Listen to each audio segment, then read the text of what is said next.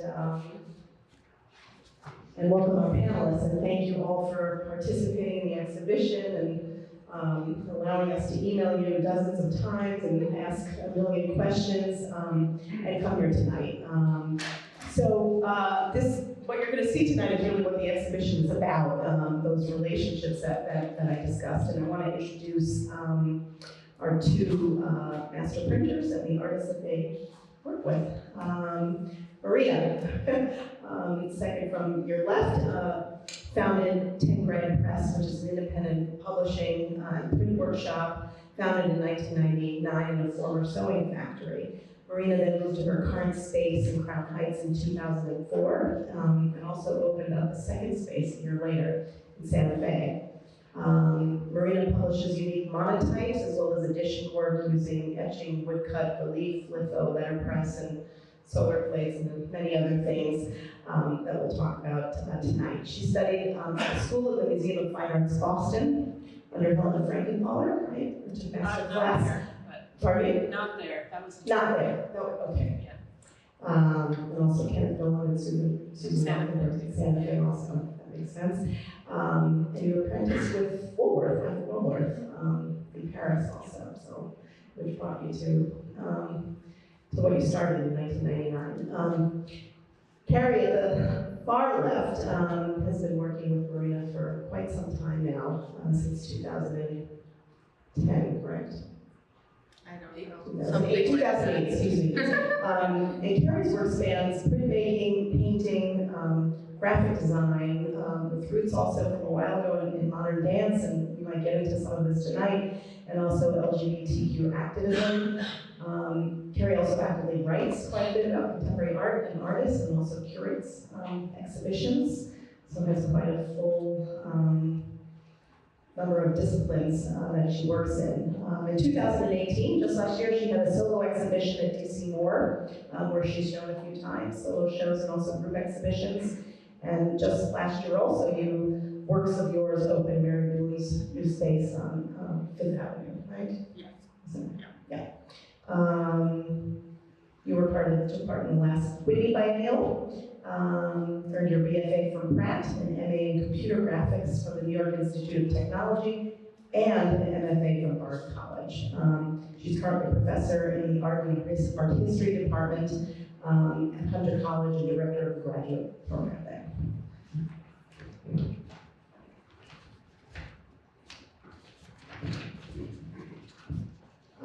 We also want to welcome Jennifer Melby to your right, who opened up her own press in 1980, first on the Bowery, and then 15 years later on the first floor of your Brooklyn home. So that's a good commute. She is a master of everything intaglio, and earned her MFA from Pratt. You went on to work as an editions curator, not a printer, but a curator at the New York branch of the famous Parisian Atelier Morlot, where they weren't interested in printing with women, but they were interested in having women curate their from their editions. And you were also a printer's assistant to Catherine Mosley, and in Robert Littlewell's studio also. And even after establishing your own press, you continued to freelance with some of the French and English who had earlier in their career sort of shunned you. And from them you learned, and it's an interesting quote, just about everything about etching, playmaking, and printing. So, worthwhile time.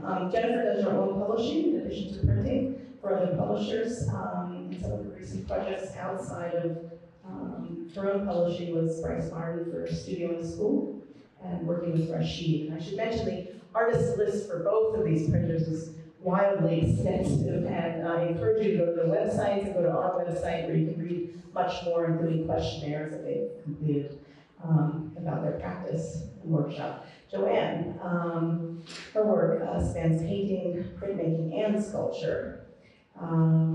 You've exhibited internationally over the last 20 years, from MoMA PS1 to Kunsthal Dusseldorf. You currently have a solo show at Richard Tellis Gallery in Los Angeles.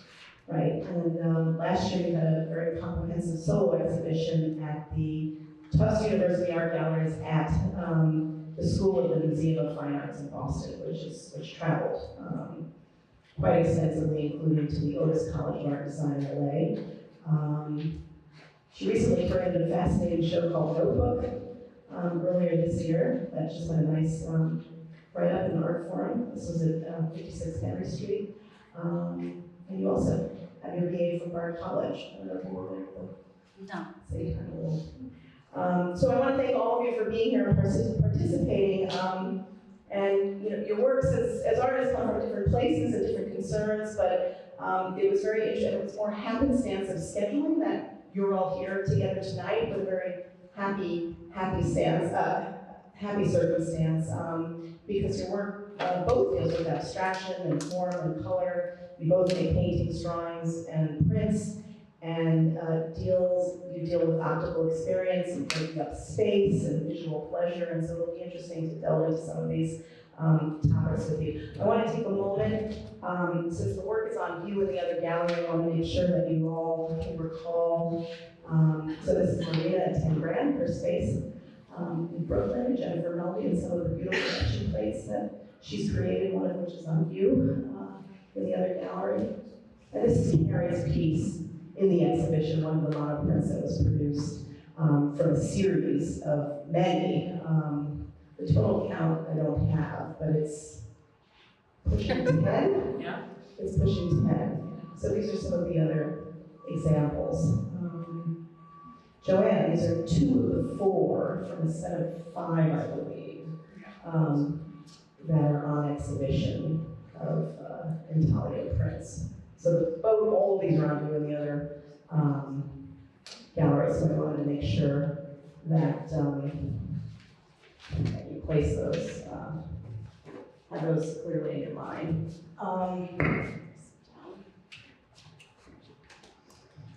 And I thought we would kick it off with a question on how you all met. And I don't know the answer, so I'm really interested. Marina and Carrie have worked together since 2010, maybe 2008. Is that right? Yeah, it was 2000. I think it's 2008, yeah. So, I mean, the question is to both of you, but tell us, and you've worked together since 2004, Right. so it's a kind of print marriage, for better and for worse. I'm sure you long extended relationship.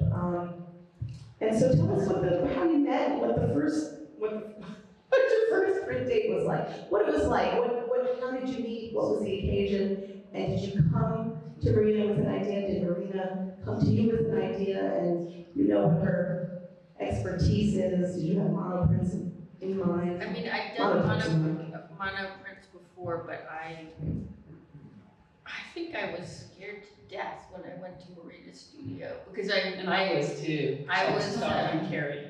Probably. I don't usually have people in my studio when I'm working, so having this person there, I felt like she was breathing down my neck, but she wasn't. So yeah, I don't remember how we met. And she just kept saying, come to the shop, we'll do something together. It's very suggestive. I was crying really hard. It worked. Yes, it worked. But I think, once a day had passed, I was less self-conscious.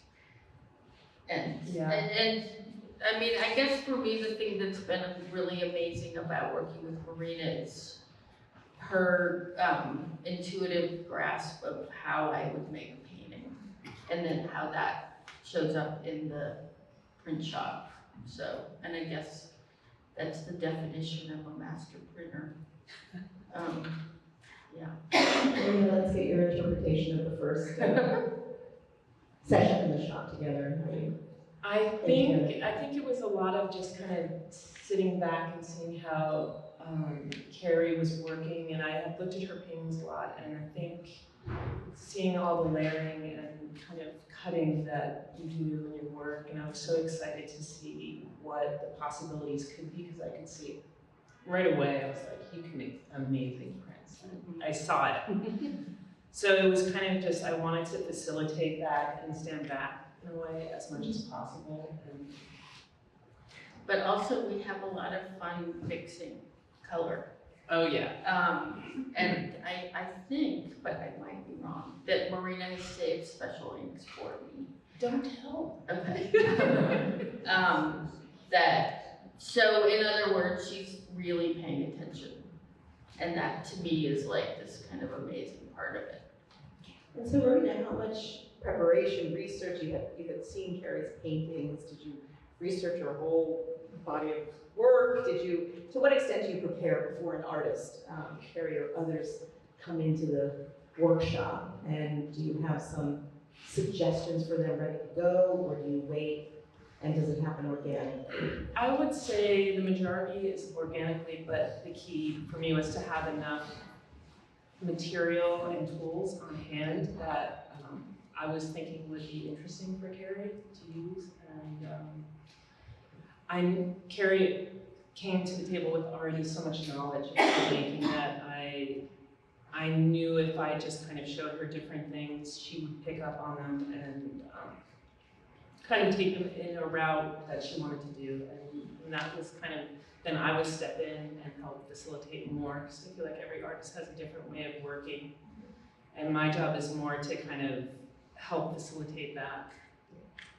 And you talked about this whole idea of being self-conscious coming out of the artist in his or her studio into a kind of relationship, professional relationship. How was that adjustment? And I mean, I think,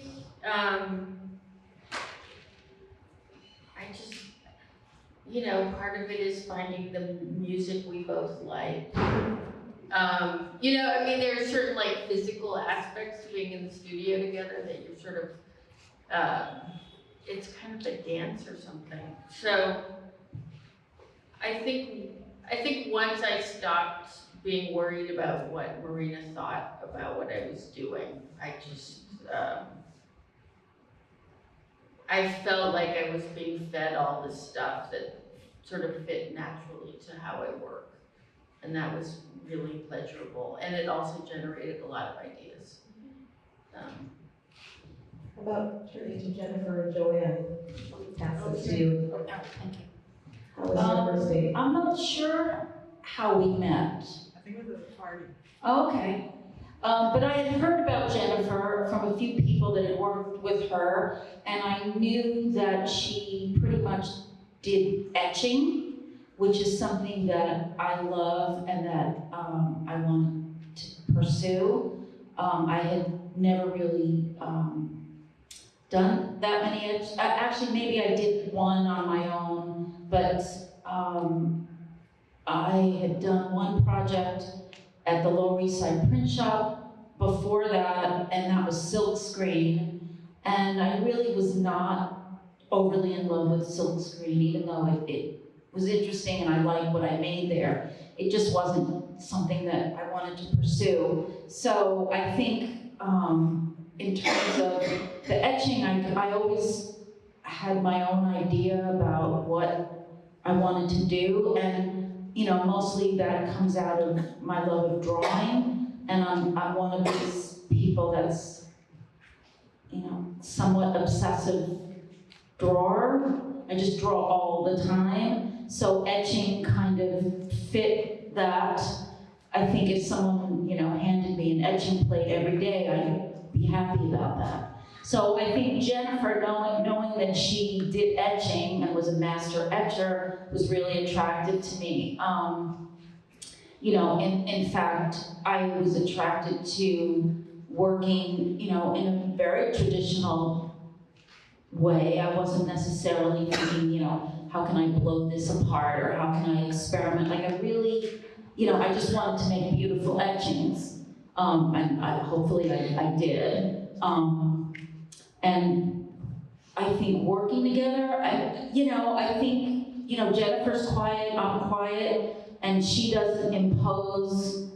Like I had no idea in the beginning, if she even liked what I was doing. I had no idea, and I just sort of decided, well, I hopefully if she hated it, she would let me know in some way. Because I've since worked with Harlan and Weaver as well, and they're a little, it's different because there's more people around. With Jennifer, there's one, it's just me and her in the studio. Harlan and Weaver, there were two of them at the time, and assistants and interns, all sort of contributing. So I guess, you know, I mean, in terms of color and things like that, it's like, you know, I would have definite ideas, and we would, you know, figure out color combinations, and then I would go, let's try this with this. You know, that's just kind of how it developed.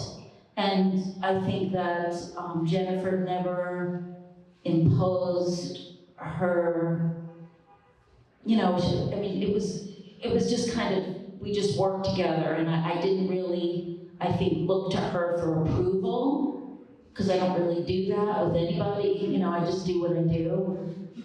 So that's how. Joanne has pretty much said everything, but it's true. We did meet at a party, and I knew her paintings, and so we just said she wanted to work with me, so we just started that way. But what she says about drawing and being obsessive, it's true. She'll be able to just work, if there's a plate around, she will work on it. So but in fact, we haven't done an awful lot of editing. We've gone back and forth, and but Joanne just likes to work, and that's really great to have an artist there who's very familiar with the process and the processes she aren't. She's very interested in you know, learning different kinds of aquatint and just working. So.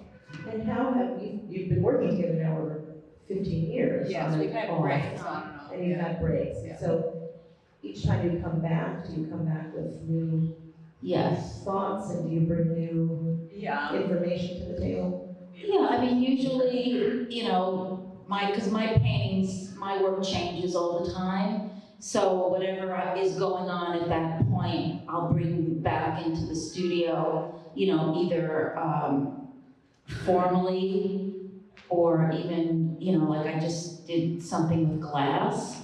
And, you know, that seems to be, you know, whenever you work in another media, I always find that finds its way into everything else that I do. So, and plus I've also been making a lot of artist books, handmade books.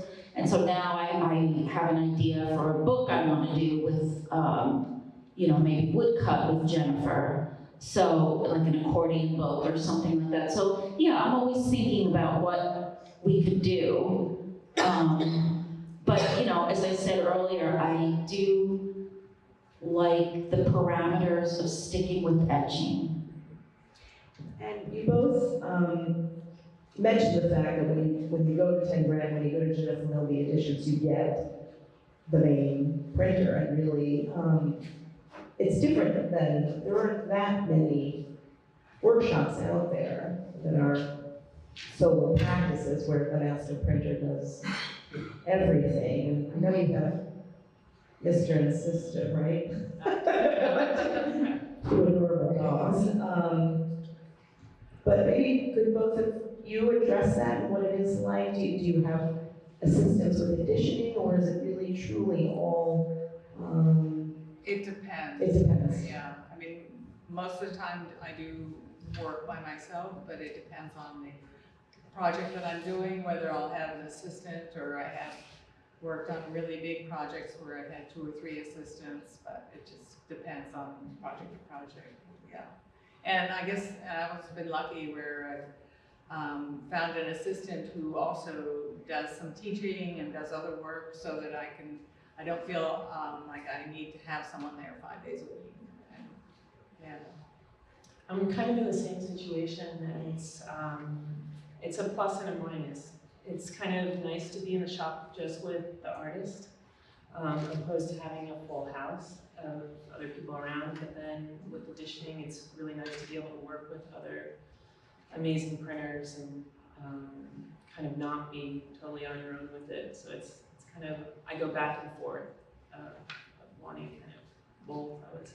Yeah, because if you are working with someone else, if you have an assistant, at least if you get stuck or if you're just talking out loud, you'll get a reaction and it's really good for just problem solving. Exactly. You can always get on the phone and call up someone like Harry or something like that and say, what do you think?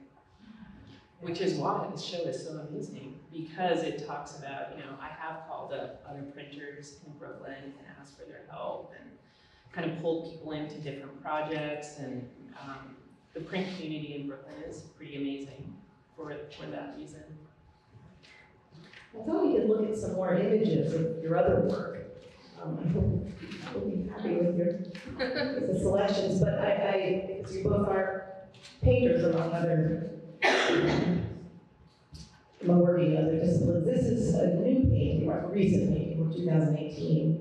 Yes. Triple Triple trills. trills, yeah. Acrylic and glitter. It's large, so one thing to note for both of you, there's a shift in scale that happens when you move from painting to printmaking. And I wanted to ask if both of you could talk about this idea of the handling of paint and the process of painting or sculpture or bookmaking, layering, the scraping, the collaging, all that goes into that. How that informs what you do in the workshop. How is it different? How is it similar?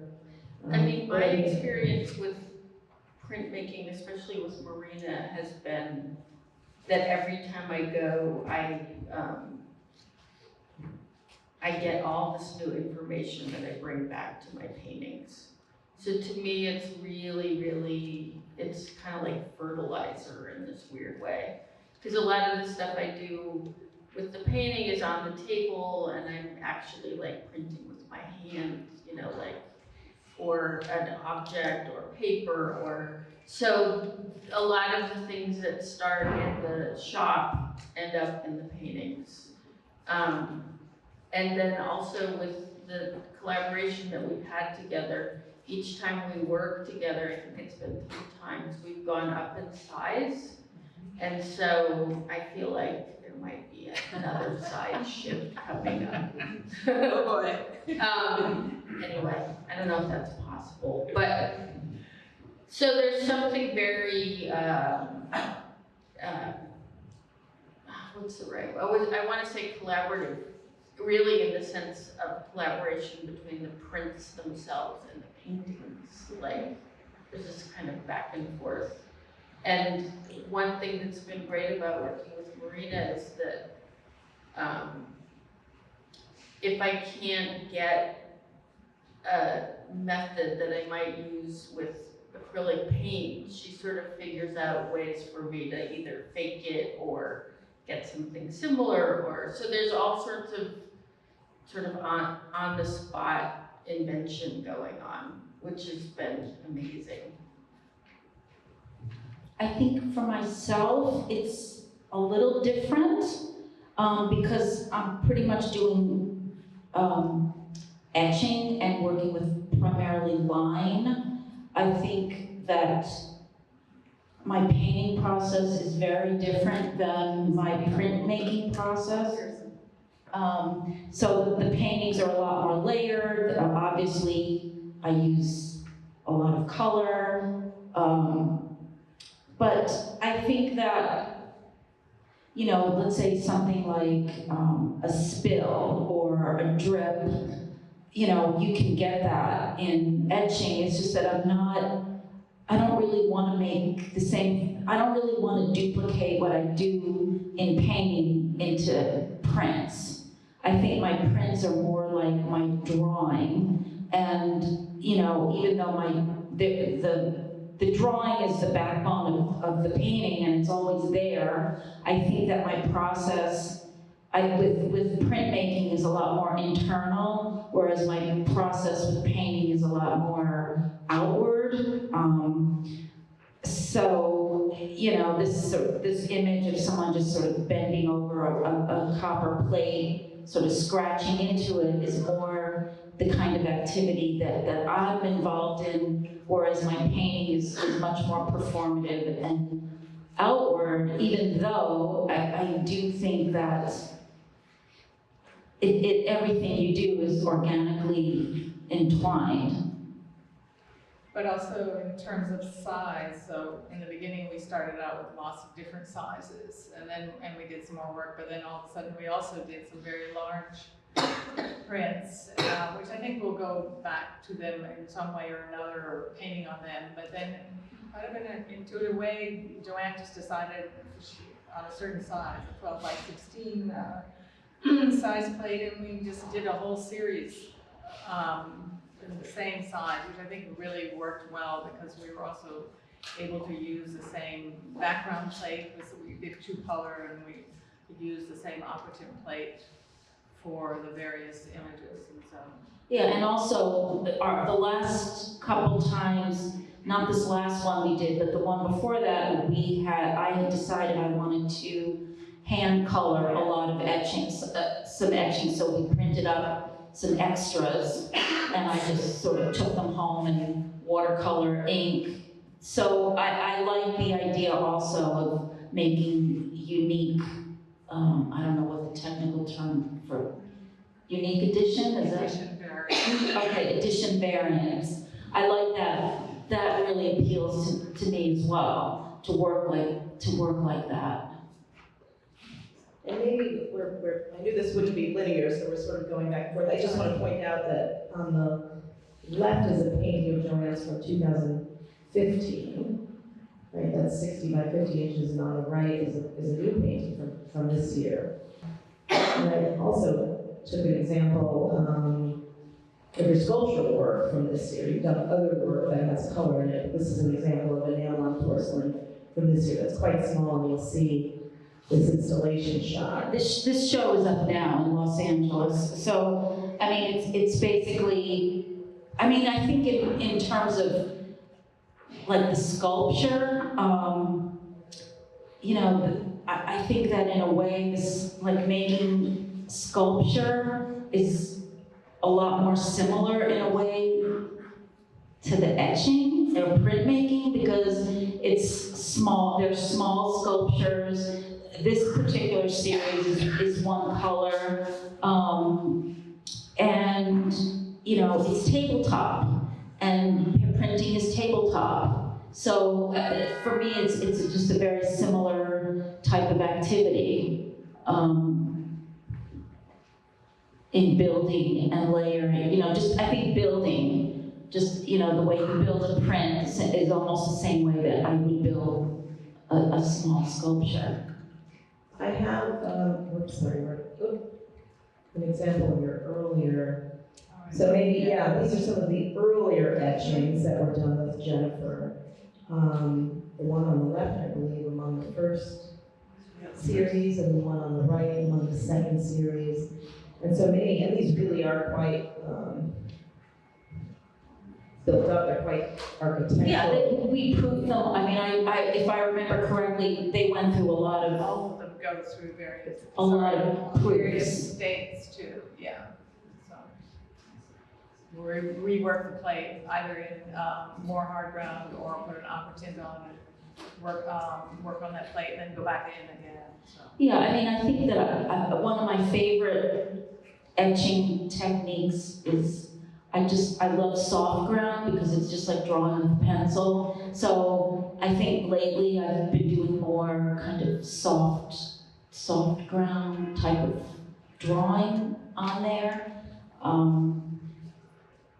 Yeah, and usually with soft ground, if you're going to use soft ground, you start with that first just because of the technique, and so it's really great to start with the soft ground and take proofs and then you go back into the plate. And when you're working on these, are there sketches that you prepare first? No, absolutely not. I go cold. I mean, this is how all my work is, even starting a painting, starting a drawing, starting a print, starting a sculpture. I don't refer to anything. I just go and let the chips fall where they may. I mean, I'm not, I mean, one of the things with myself is that I'm not afraid to make mistakes. And so, you know, I just work with the mistakes, pretty much. So, you know, I mean, the one thing I don't have anxiety about starting something, so I just start, because it doesn't matter how you start, you just start, because you can always change that. And when you start, for instance, the group in the exhibition, the Neighborhood Gallery is a series of 5. From the outset, will you establish the fact that you want to create 5, or just see how it develops? No, I think it was more organic, like we started with 1, and then I think in this series, we started working, and then I had met this German print publisher, and so, you know, he wanted to work with me, and then he you know, he asked me, is there someone I'd want to work with? And I said, well, I already work with Jennifer Melby, and then it turned out that they ended up co-publishing that. So he thought 5 was fine, so that's just what we went for. But, you know, usually I start with 1 and just see how it goes. Maybe this is a good time to talk about monotypes. I'm going to go back now, I think. This, by the way, is an installation shot that shows, well, this is one of Carrie's newer paintings. These are a bit older, around the time that the monotypes were made, I believe. Is that right? Yes. Yes. Yeah. So these are from the Everson Museum at Syracuse, right? This is an Yeah. installation view from 2016. I was trying to find paintings that were around the time. So you could talk a bit about how this sort of optical layering and the forms and the movement, and how it occurs in the painting and how that gets translated is not the right word, but how it comes together in print. I mean, I think one of the things that Marina sort of encouraged from the beginning was working on a lot of different prints at the same time. So it might take me, I don't know, 3 or 4 months to finish a whole suite of prints, which allows us to really, really layer the paper up. And one of the things that's been really great about working with her is pulling these very, very thin, transparent glazes that sort of change the color on everything. So it's almost like looking through the image, you know, at a psychedelic concert or something, which of course appeals to me. So I don't know. I mean, do you want to add to that? Yeah, I think also ghosting a lot was really important with Carrie's work. When you ghost a print, I think you get, you know, just a similar. Here, this is an earlier series. Yeah, It shows the ghosting. too, exactly. Yeah. So can you talk about that, what a monotype is, and how the ghosting works? And do you always work with ghosting in the new series? It was. Did Carrie ghost? Yeah, here the ghosting is very clear. Yeah. And I tried to find the ghosting in the newer set, and I really couldn't. That's because they were that much layering. These Yeah. actually had a lot less layering. Yeah. The last series that you showed, they went through so many transitions. Carrie actually worked on them much more than these prints. They were way more layered, so you can almost see some of the ghosting, but rarely went through. Does everybody know what the ghosting is? I know. Can you describe the monotype ghosting process? So it's less scary. A monotype is a unique print. So basically, they call it the painterly print. Is when you paint on a piece of copper traditionally, and then now I use plexiglass for the most part, but you can use wood, basically any flat surface that will go through the press. And you paint on it. You roll on it, you scrape into it, but it's different each time you print it. And so when you print the first print, that's your first pull. And then you can put the print through again, and that is your ghost print. And it's basically a lighter version that looks similar, but looks very different than the first print. So here you can see the background form is the ghost. I don't know which was the original, but you can see what it does is it I think creates. the one on the right is the repetition. original, and then the one on the right is the original, and then I think, Yes. and then that might have been, the one on the left is the ghost, and I'm not sure. They get confusing because you ghost, and you Yeah. layer, and there's not. There's more than one ghost. Yeah, exactly, if you're lucky. And then with these, talk about, because these are far more, as you mentioned, layered and complex, so how many different plexi plates are involved in these? Well, these are layered a lot, and Carrie started working a lot with stencils, which I think was different for this project, and also working with, we made a lot of handmade colored papers for Carrie to shinkole with, because we couldn't find, we wanted the surfaces to kind of change in depth, I think, and through stenciling and shinkole, I think Carrie was interested in how that was working. I mean, this is very related to how I would make a painting. So if I pour or, do a couple of passes of different kinds of glazing or different kinds of surface treatment, then I will often go in with something opaque to sort of block out parts of it. So we have a whole box full of stencils and stuff that get used. And then all the negative shapes from cutting out the stencils are then used. So it's this, it feels very, it's almost like no part of the image is wasted. Like the negative parts come back in some other form. So there's a constant dialogue with, I don't actually draw in the way that Joanne does. I cut things, I cut paper. So all of my work starts with a collage. So the knife is a very important tool in the studio when I'm working with Marina. Whether it's shinkole, or literally cutting into some of the prints. Lots of different forms of cutting, yeah. It's true. Taking away, Carrie was really open to, sometimes I think artists can come into the studio and feel this preciousness towards the print and the paper, and Carrie was definitely open to kind of letting loose that way and experimenting with all those things fully. I also, in researching, came to another moment in your career earlier, with printed work of a very different variety, disseminated differently, circulated differently, meant to be in the public realm, through posters, through buttons and stickers. Could you tell us about this work? I sort of had a moment when I got out of art school where I decided that being a painter was too bourgeois and I needed to do something radical. Whatever.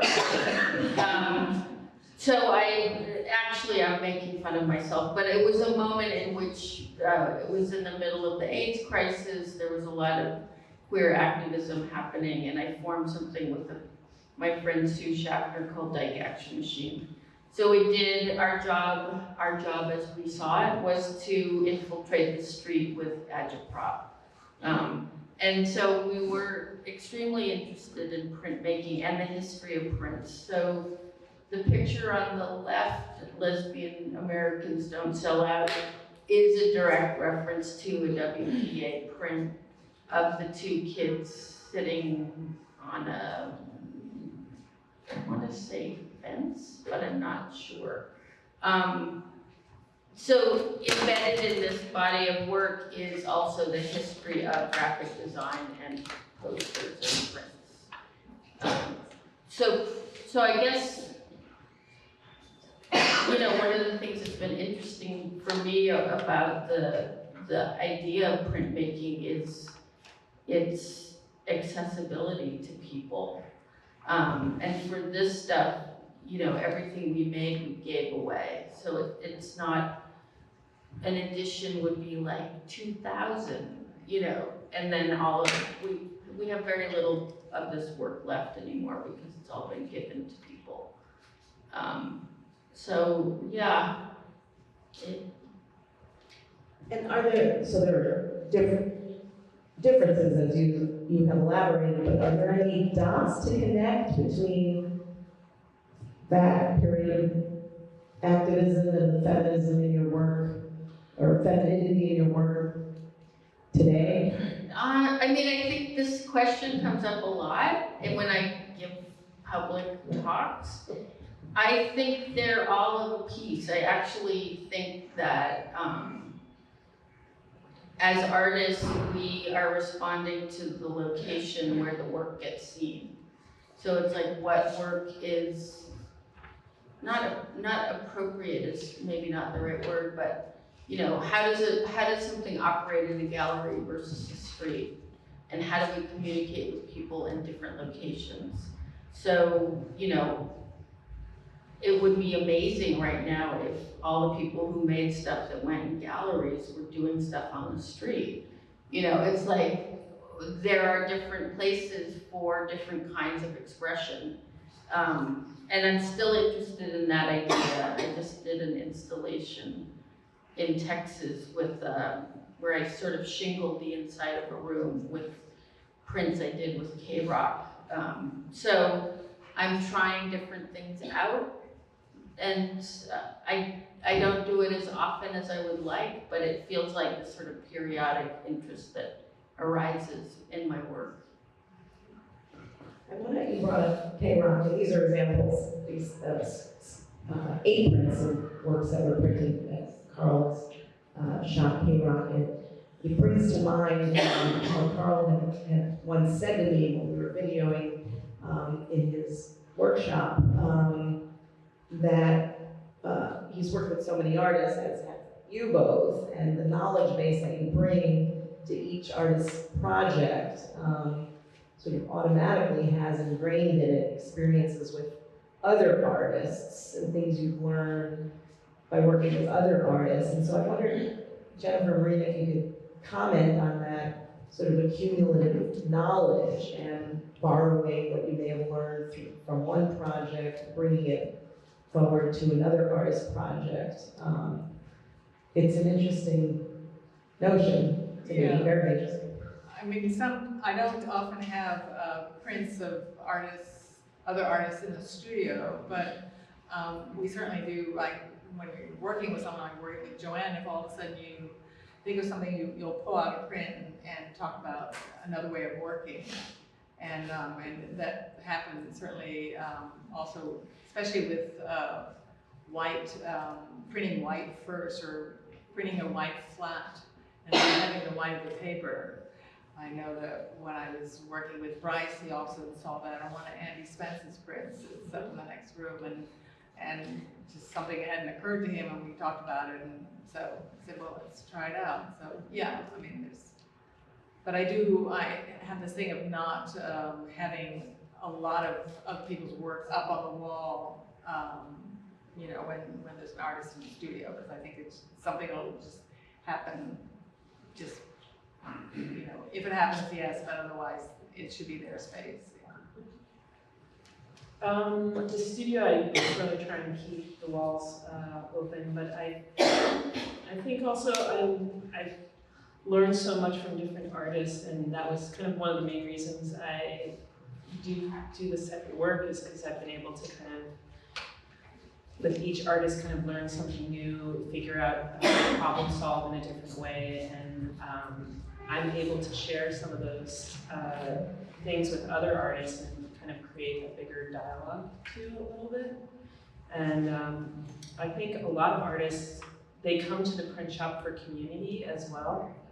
And so most artists, when they come, in my kitchen, I have some prints up that I kind of circulate all the time. And artists always tend to kind of look and see what other artists are doing and kind of wanting to see different techniques used and different ideas. And so it's kind of this, I think, creating a space that is open-ended and kind of a clean slate at the same time. I have a couple other questions, and I'm sure you all have questions that you'd like to ask. And some of this is, I read some interesting things, and I'm sure you get asked this all the time, but maybe you two don't. What artists, art movements, you mentioned WPA, printers or exhibitions have been formative or have influenced you, and why? Maybe we can start with this. Or whoever. I mean, I've read Twombly, Basquiat, Strelitzky. Is there anyone specifically in the realm of prints that has informed your work as artists? I'm trying to think. I own a beautiful Lee Bontecue print that I have in my bedroom, and I've had it for a while. So that's somebody whose work I really like. I think, some of her etchings or drawings, I don't even know. But this print that I have is not an etching. It's actually, I think, a silk screen on cloth. But it's very beautiful and dark, and so it's something I look at a lot. I think Louise Bourgeois' etchings have been hugely influential to me and inspirational in a lot of ways. Mostly just her use of red ink. I just always want to make red etchings. I have to keep myself from doing it, but I just always want to do that. I don't know. That's. Yeah, I think other than etchings, which of course are my favorite, the print medium that I like the most is woodcuts. And I mean, the German Expression woodcuts, the Alison Czar woodcuts. You're constantly looking prints, but yeah, woodcuts and etchings, and then And are there any printers that you've admired or have been influential to you? there are a lot of, there's Rob sitting right here, there's Brad, right? I mean, there are really a lot of printers whom I know and we're wonderful, sure. I would agree. Printmakers kind of were the ones who kind of showed me the way, I studied with Michael Woolworth in Paris, and being taken out of my element of being in the United States and in a different country and learning printmaking, I'm sure you have kind of some similar experiences of kind of working with print in Paris. And I wish I had. I mean, I never worked in Paris, but I worked with Morris Payne, who was Hockney's printer for a long time. And he may have given me a lot of grief, but it was a lot of fun. We sure did learn a lot. And Hockney was great too. When he was in the studio, because he was in the studio that one time working on sets for the Met Opera. And it was fantastic, yeah. yeah, it's like the best part about a print shop sometimes when it's working is like you're in this hidden world and you can feel like the earth is shaking because so much exciting stuff is happening in it, and it's like, I can't believe I get to do this. I can't believe I'm here. It feels really untouchable. But as to artists, I just, there's so many, the list is so big, I don't even know kind of where to start. I I mean, I'm going to say something very obvious, but I just love Helen Frankenthaler's prints.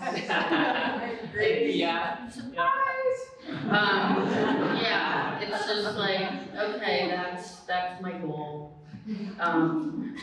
There's just, in a weird way, I almost, as much as I have been influenced and love the paintings, I'm even more excited by the prints. So, like, that to me is something I would love to achieve in the shop someday. Or my own version of that, some sort of like, it just feels very, what's the word? It's like umami or something, you know, it's like crunchy and it's got like all the good things that you want in it. Anyway. And one more question is, you all happen to be women, and I thought some of you might have comments on, as artists, as the sort of canon has shifted slowly but surely for abstract artists, a male-dominated field, and printmaking is not a male-dominated domain, and I wondered if you could comment on those changes in your role and where you see things going and what you're encouraged by. I would say, for me, I always worked in the professional shops I worked in. It was always male run, and for me, I think that was the reason I decided to open up my own print shop, was because I was not being able to do the work I wanted to do. I was not working with the artists I wanted to work with, and so I opened up my own shop to be able to do that. There are a lot of incredible printmakers who are women here in the States, but I think I did not have access to them, and the bigger shops that I knew about were not run by women, except for Crown Point Press that I kind of knew of when I was younger, and so for me, it felt like something.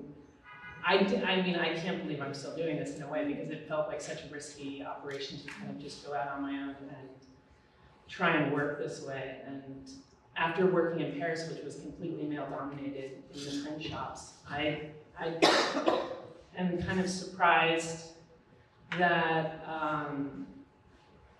this evolution is still happening in a way. I mean, it still feels a little slow to me. It still feels that it's not totally up to speed, even though in the United States there are so many women printmakers and shops. What do you think, Jennifer, about? Well, I mean, aside from Catherine Mosley, all the, when I was working at another print shop, it was also male run, and I don't know whether, I think I was more, it was there and I was probably kind of oblivious. I was working at Bob Blackburn's renting space because I was doing a job for Red Rooms, and one day I just had enough of going there and I thought, well, you know, you either buy a press and set up on your own and do it, or you do something else, and that's kind of my motivation is to start. Because, I think I pretty much only worked with female printmakers, except Harlan and Weaver, which is a couple, but I worked with Jennifer, I worked with Lorisa, you know, I haven't done that many, but so for me, that world of male-dominated has not affected my print work. However, the painting world is totally different than that. So I think in a sense, the printmaking and the print world for me has been a little bit of a refuge away from the sexism of, let's say, the abstract painting world, which yes, it is changing, but it's slow. And, you know, the highest levels that we all want to be in is still, you know, a little closed, at least for myself, I find. Oh, the other thing is I wanted to say that there, I don't know, did Joan Mitchell make prints? Yes. She did, yeah. She did? Okay, I have to look those up because there's a really beautiful show of her paintings up now at David's Werner. on 20th Street, like beautiful. But I want to look at her prints. I don't think I've seen many of them. You can go across the street to Mary Ryan Gallery. Oh, okay. She usually has. I will. She made a lot at Tyler Graphics. I want to look at them. There's a YouTube film showing her working in a print shop. Oh, okay, I'll look that up. Definitely look it up. Great, thank you. At last is what's your advice for budding artists and people who want to open up their own print shop potentially? Just do it.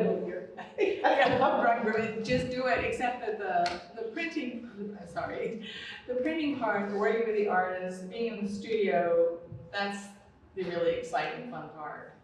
But then if you're publishing, you have to sell, and that's hard work. That's a whole different skill. I mean, it's just, yeah, so.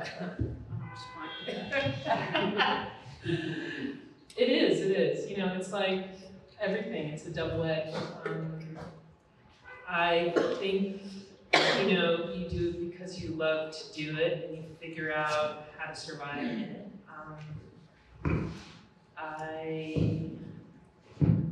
I think you gotta do what you love and then you hopefully can become good enough to survive. That would be my advice.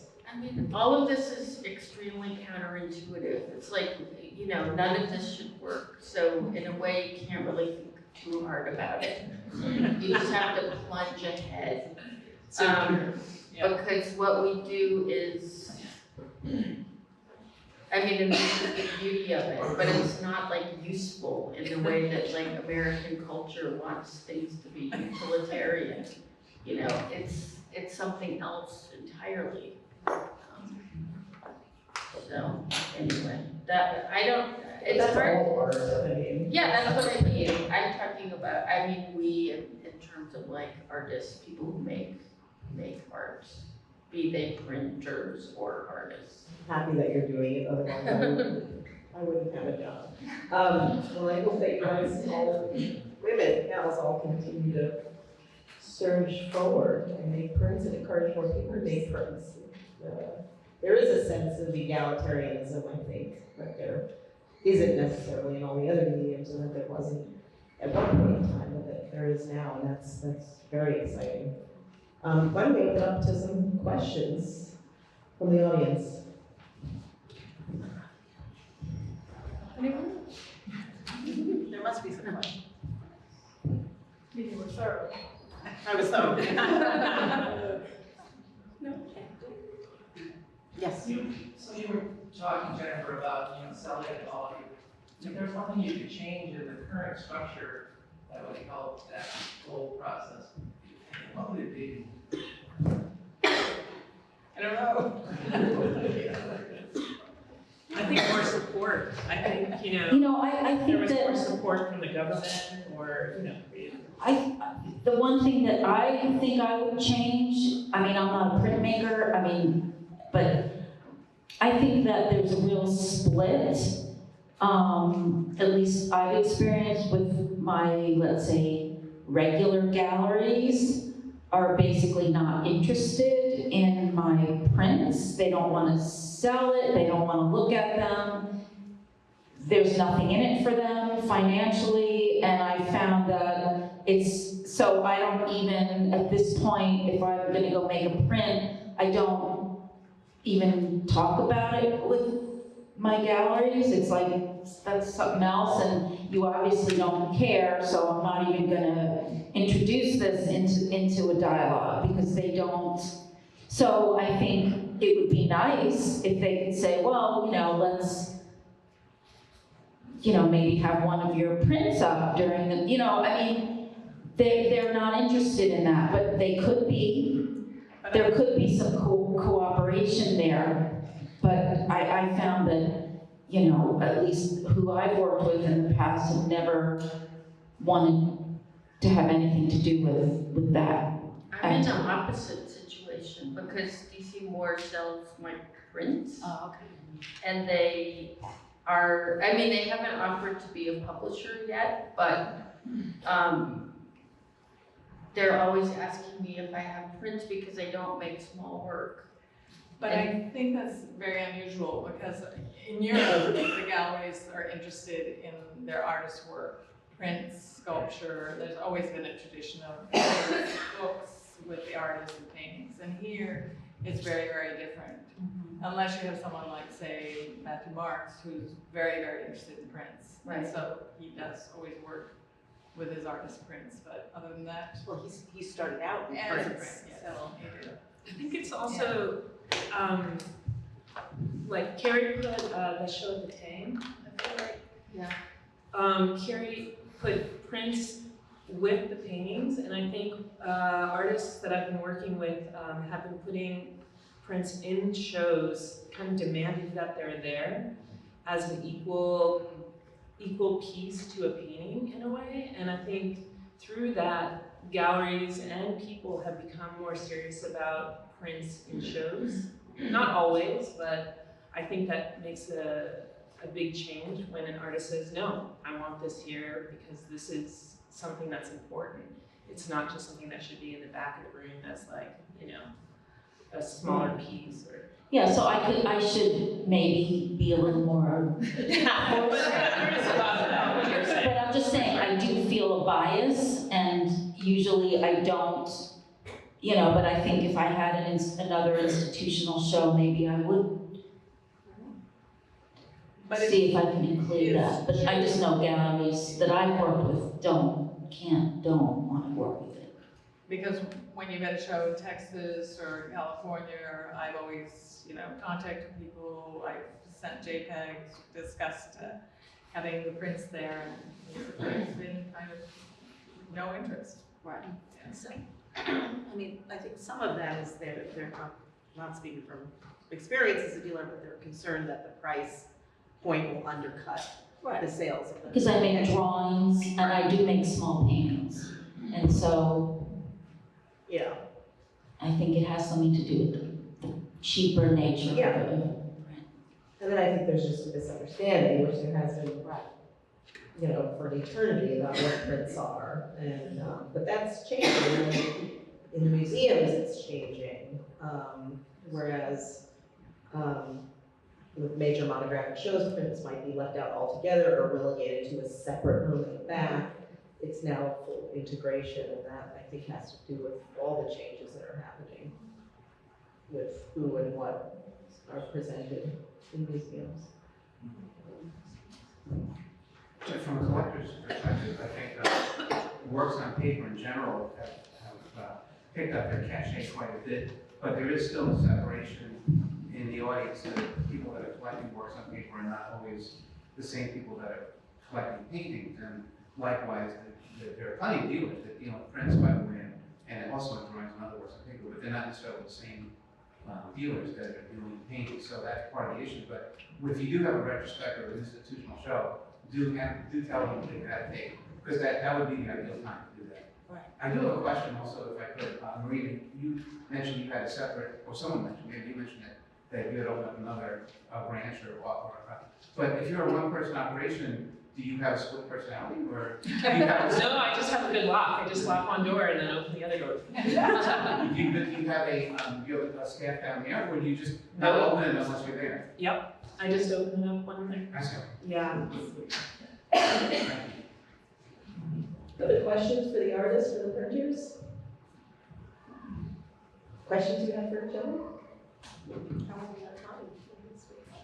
It's 7:39. Well, we can say thank you with this.